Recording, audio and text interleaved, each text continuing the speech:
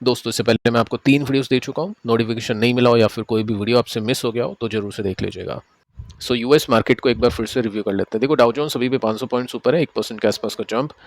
Nasdaq भी more than 1% ऊपर है, यानी हिसाब किताब सही है यूएस मार्केट का। इसके बेसिस पे कल निफ्टी कैसा खुल सकता है प्लस में, लेकिन इतना आसान नहीं है क्योंकि कल कुछ फैक्टर्स हो गए जो मार्केट को नीचे लाने में मदद करेंगे। फर्स्ट फैक्टर है यूएस ईरान वॉर। यूएस ने बोल दिया है कि हमने अभी तक फिनिश नहीं किया है ईरान के ऊपर अटैक करना, यानी 10 दिन हो चुके हैं, हो सकता है कुछ और दिन ये बड़े अटैक्स चले, और इसका सीधा इम्पैक्ट कहाँ पे होता है? क्रूड के प्राइस पे। साथ में आप देख सकते हैं यूएस ने बोल दिया कि वर्ल्ड वाइड सिक्योरिटी आपको रखनी पड़ेगी। जो भी यूएस के नागरिक हैं, किसी भी कंट्री में रहते हैं, तो आप थोड़ा सा ध्यान से रहिए क्योंकि यूएस काफ़ी बड़े अटैक्स करेगा और उसका जो बदला है हो सकता है उनके जो सिटीज़न है उनसे लिया जाए पूरी दुनिया में कहीं भी अगर वो रहता है तो ये भी एक इंडिकेशन है कि हो सकता है अब कुछ मेजर अटैक्स ईरान के ऊपर हो जाए। अभी भी कुछ मेजर अटैक्स ही चल रहे हैं बट ये कंटिन्यूसली लंबा चलेगा। सबसे पहले इम्पैक्ट होता है क्रूड के ऊपर। क्रूड अगर बढ़ेगा तो इंडिया का नुकसान है उसके अंदर। सो देखिए दोस्तों, क्रूड को इम्पैक्ट करना है तो सबसे आसान है स्ट्रेट ऑफ हॉर्मुज को बंद कर दें, और स्ट्रेट ऑफ हॉर्मुज पे अटैक्स शुरू हो जाएंगे।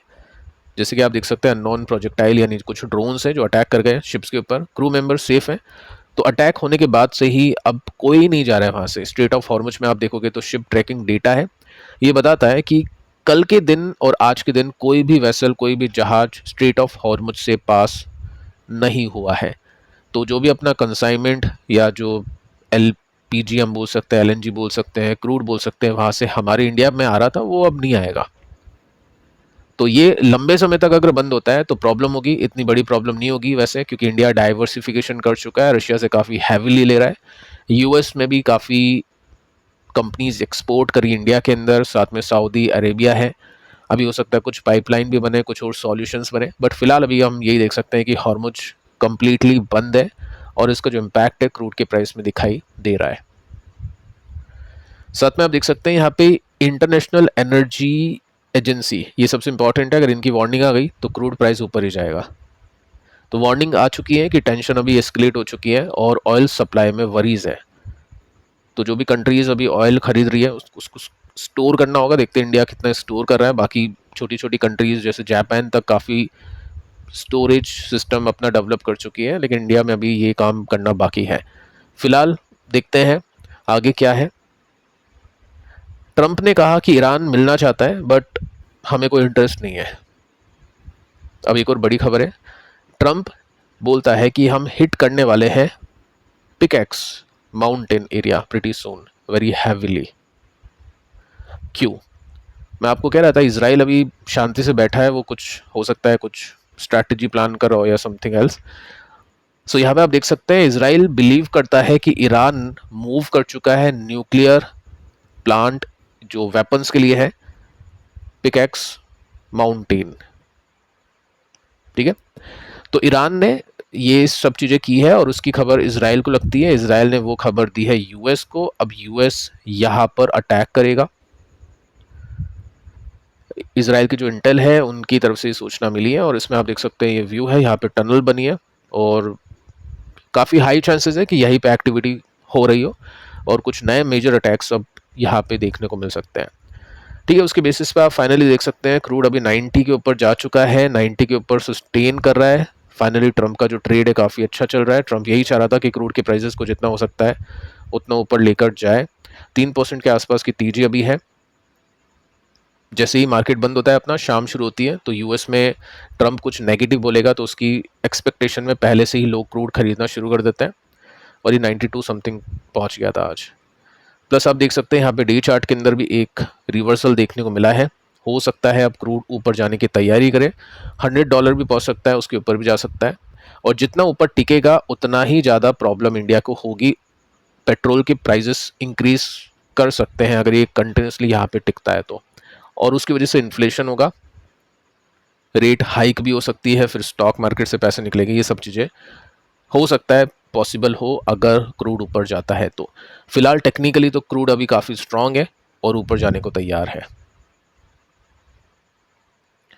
अब दोस्तों आते हैं सेकंड पॉइंट पर, जो कि है प्रोटेस्ट। अभी आप देख पा रहे हैं दूसरा दिन है आज जो हैवी प्रोटेस्ट जिसमें हम बोल सकते हैं लाठी चार्ज जो है, काफ़ी लोगों को डिटेन किया है, ठीक है। सेकेंड डे है, तो आज हमने देखा राहुल गांधी और कांग्रेस के कुछ और भी नेता है जिसमें राहुल गांधी भी शामिल है, इनको डिटेन किया है। उसके साथ में आप ये देख सकते हैं कांग्रेस के और भी लीडर्स है जिसमें प्रियंका गांधी भी आपको यहाँ पे नेम में दिखाई देगी। अब इनको रिलीज़ कर दिया, देखो ज़्यादा देर तक इनको रख नहीं सकते हैं, इनको रिलीज़ कर दिया। क्यों इनको डिटेन किया, सबसे पहले वो एक रीज़न है, उसको देखते हैं। बाकी अशोक गहलोत, इनको भी डिटेन कर लिया, जयपुर में इन्होंने भी प्रोटेस्ट के अंदर पार्ट किया और उसके बाद में काफ़ी चीज़ें मॉब के अंदर कन्वर्ट हो गई, लोग भीड़ बहुत ज़्यादा हो गई, तो इनको भी डिटेन कर लिया गया, इनको भी डिटेन कर लिया। अब रीज़न क्या है इसके पीछे का, देखो रीज़न है पीएम मोदी। कैसे? क्योंकि ये पीएम मोदी के आवास के आसपास धरना कर रहे थे, तो सिक्योरिटी के लिए इनको फिर ऑब्वियस है यहाँ पे हटाना पड़ा, फोर्सफुली इनको रिमूव करना पड़ा, कांग्रेस के जो भी नेता लोग हैं उनको। अब पॉइंट ये बनता है कि मोदी जी ने क्या कहा, इतने बड़े लेवल पर अब ये प्रोटेस्ट होना शुरू हो चुकी है, तो कुछ तो कहा होगा। तो अब इस्तीफा होगा क्या या फिर नहीं होगा, उसके लिए तो दोस्तों कहा नहीं है, लेकिन ये जरूर बोला है कि नीट पेपर में जो भी लीक में पार्टिसिपेट कर चुके हैं उनको पनिशमेंट मिलेगी,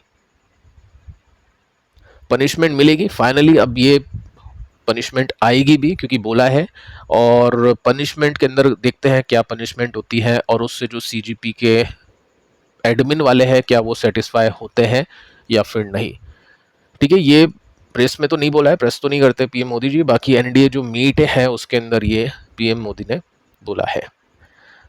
काफ़ी लोग ये देखते हैं कि सोचते हैं कि प्रोटेस्ट कुछ नहीं कर सकती, स्टॉक मार्केट को इम्पैक्ट नहीं करेगी। देखो अभी जिस लेवल पे है ना उसमें तो कुछ शायद नहीं हो, लेकिन अगर ये बड़े लेवल पे जाती है, इसकी वजह से कर्फ्यू लगता है, लॉक होती है चीज़ें। अगर अभी दिल्ली है, दिल्ली के आसपास जो स्टेट है या दूर भी जो स्टेट है वहाँ पे होता है लॉकडाउन काइंड ऑफ सिचुएशन होती है, तो हैम्पर होती है चीज़ें। अगर ये पार्लियामेंट की तरफ बढ़ते हैं तो फिर इंटरनेशनली इमेज ख़राब होगी, क्योंकि गवर्नमेंट और जो पॉलिसी होती है उसको स्टेबल रखना काफ़ी इंपॉर्टेंट है फॉरेन इन्वेस्टमेंट के लिए। और फॉरेन इन्वेस्टर छोड़ो, हम खुद भी जो इन्वेस्ट करते हैं अपनी कंट्री में इन्वेस्ट करते हैं। कंट्री की प्रॉपर्टी इस तरह से डैमेज होगी या कंट्री की जो इमेज है वो ख़राब होगी, तो फिर डेफिनेटली हमारा भी इन्वेस्टमेंट नीचे जाएगा, टैक्स पेयर का भी पैसा ख़राब होगा। तो प्रोटेस्ट काफ़ी कुछ कर सकती है, बट डिपेंड करता है कि सिचुएशन कैसी होती है, क्योंकि प्रोटेस्ट के लिए सबसे इंपॉर्टेंट जो फ्यूल होता है वो लोग होते हैं, भीड़ होती है, और वो यहाँ पे 100% है। जितना एक्सपेक्ट नहीं किया था उससे ज़्यादा भीड़ यहाँ पे आ चुकी है। अगर उस भीड़ को गलत डायरेक्शन मिल जाए, उसको गलत लीडरशिप मिल जाए, यानी वो अपने मुद्दे से भटक जाए जिसके लिए वो प्रोटेस्ट करें, वो नीट के पेपर लीक होने की वजह से वो एजेंडा चेंज हो जाए, तो काफ़ी कुछ डेडली चीज़ें हो सकती है। नेपाल 2.0 मैं नहीं बोलूँगा क्योंकि वहाँ की गवर्नमेंट और जो सिक्योरिटी वो डिफरेंट है, बट काइंड ऑफ सिचुएशन हो सकती है अगर चीज़ें गलत लेवल पे चल जाए। ये भी चीज़ें एक देखनी पड़ेगी, देखते हैं क्या होता है, इस्तीफ़ा होता है नहीं होता है। बाकी इस्तीफ़े की बात करें तो कुछ इस्तीफ़ा अगर हो भी गया तो फिर कल दूसरी प्रोटेस्ट होगी, किसी और को हटाने की मांग की जाएगी। लेट्स सी कि क्या होता है। फिलहाल गिफ्ट निफ्टी ऊपर नहीं है, यूएस मार्केट ऊपर है लेकिन गिफ्ट निफ्टी नीचे ही है। इम्पैक्ट 2, क्रूड का प्राइस ऊपर है, साथ में ये जो प्रोटेस्ट है ये अभी डेट ऊपर है, और जिस तरह से डेटा मिल रहा है उस तरह से लग रहा है कि लंबा जाएगा, लंबी चीज़ें चलेगी इसमें।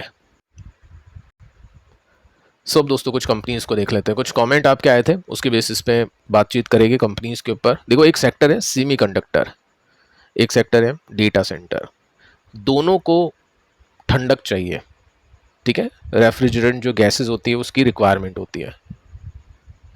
तो अभी हुआ क्या है, आज फ्लोरोकेमिकल वाली कंपनीज चली है। स्टैलियन के अंदर आप देख सकते हैं 13% का जंप है, ठीक है, और 46 का पी है, और बहुत छोटी कंपनी है, 2000 करोड़ का मार्केट कैप है। छोटी कंपनी और ग्रोइंग सेक्टर, ये डेडली कॉम्बिनेशन हो जाता है मल्टी बैगर का। अगर कंपनी अच्छे से काम करती है, मार्जिन अच्छी निकालती है, मैनेजमेंट कंपनी का अच्छा है तो, ठीक है। क्या यहाँ पे ऐसा कुछ होगा क्या, उसको चेक कर लेते हैं। फर्स्ट आप देख सकते हैं कि ग्लोबल क्लाइंट है जिसमें एक सेमीकंडक्टर भी इंपॉर्टेंट रोल प्ले कर रहा है। अब यहाँ पे हुआ क्या है, आज स्टॉक चला है, क्या नंबर्स आए, नहीं। मैं वाइनवा बेसिस के नंबर्स देख लेता हूँ। अच्छी ग्रोथ आई है पिछले 4 साल में, नो का प्रॉफिट 40 का हो चुका है, सॉलिड ग्रोथ प्लस कंसिस्टेंसी। अब मैं इस क्वार्टर के रिजल्ट यानी पिछले क्वार्टर के रिजल्ट देख लेता हूँ। 10 करोड़ का प्रॉफिट था, पिछले 4 क्वार्टर से प्रॉफिट अनचेंज है, कुछ खास बड़ी बात नहीं है। पॉइंट क्या बन गया, पॉइंट ये बन गया कि पिछले क्वार्टर में कमेंट्री कुछ ऐसी थी कि कंपनी की जो रेवेन्यू ग्रोथ है वो 30 से लेकर 35% आएगी अगले 3 साल में। बहुत अच्छी ग्रोथ है। साथ में मार्जिन जितने हैं वो भी इंप्रूव करेंगे 3 to 4%, यानी 30% तो प्रॉफिट बढ़ेगा, लेकिन उसके ऊपर जो मार्जिन इंप्रूवमेंट होगा वो भी प्रॉफिट को बूस्ट करेगा। तो प्रॉफिट ज़्यादा बढ़ेगा सेल्स के कंपैरिजन में, और सेल्स आप देख ही सकते हैं। तो बहुत अच्छी न्यूज़ है, और उसके बेसिस पे अभी स्टॉक चलना शुरू किया है, क्योंकि नंबर्स का सीजन है, नंबर्स आने वाले होंगे जल्द, या कुछ ऐसा होगा जो हमको नहीं पता, इनसाइडर को पता होगा। तो ये बैट अब ये लोग कर रहे हैं नंबर्स आने से पहले स्टॉक को लेने की। नंबर्स अच्छा आएगा तो पता ही है, फिर 10-20% के सर्किट्स में भी नॉर्मली कंपनी चल जाती है, मोस्टली ये जो छोटी कंपनीज है। सो पैटर्न काफ़ी सही है। एक स्विंग अगर इसमें मिलता है तो 70% का गैप है। जो भी स्टडी कर रहा है इस कंपनी के ऊपर, इस ब्रेकआउट को ध्यान दें। अगर ये ब्रेकआउट मिलता है तो चांसेस काफ़ी हाई हो गए। अगर आप रिजल्ट से पहले इसको खरीदते हो तो वो रिस्क आप ले रहे हो कि रिजल्ट कैसा आएगा, वो बैट आप करो। रिजल्ट के बाद आप खरीद रहे हो तो कुछ तेजी आप खो चुके होगे। तो दोनों सिचुएशन है, रिस्क और रिवॉर्ड के बेसिस पे जो भी एपेटाइट होता है इन्वेस्टर्स का, उसके बेसिस पे वो काम करता है। बाकी एक और कंपनी है गुजरात फ्लोरोकेमिकल। अब यहाँ पे भी 6% की तेजी बन गई है। बड़ी कंपनी है, 50,000 करोड़ का मार्केट कैप है, 88 का पी है। लेकिन अगर मैं इसके नंबर्स को देखूँ ना, पैट को पिछले कुछ साल के, तो इंक्रीज हुआ है बट अच्छी ग्रोथ नहीं है। यहाँ से तो नीचे है, कुछ मज़ा नहीं आया देख के। अगर मैं इसके क्वार्टरली रिजल्ट देखूँ तो उसमें तो चलो ऐसा था डेटा, यहाँ पे तो डी ग्रोथ है, तो यहाँ पे भी मज़ा नहीं आया देख के। बाकी स्टॉक का प्राइस क्यों चल रहा है मुझे नहीं पता, ठीक है। तो ऐसे में अवॉइड ही करता है इन्वेस्टर। बाकी पहले भी एक ब्रेकआउट दिया था इसने जो काइंड ऑफ फॉल्स हो गया था। तो अगर दो कंपनीज में से चुनोगे तो डेटा किसका अच्छा है? डेटा पहले वाली कंपनी का अच्छा है, जो एक स्मॉल कैप है, 2,500 करोड़ का मार्केट कैप है। तो इसे आप कंपनीज के ऊपर स्टडी कर सकते हैं और इन चीज़ों को चेक कर सकते हैं। फिलहाल इस वीडियो में इतना ही, मिलते हैं कल। तब तक के लिए शुभ रात्रि। पिछले वीडियोस आप देख लेना। तब तक के लिए शुभ रात्रि।